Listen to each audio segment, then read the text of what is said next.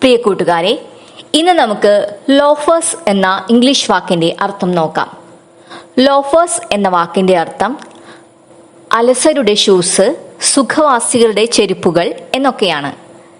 ഇനി ഇതിനൊരു ഉദാഹരണം പറയുകയാണെങ്കിൽ, he wore loafers to the casual event.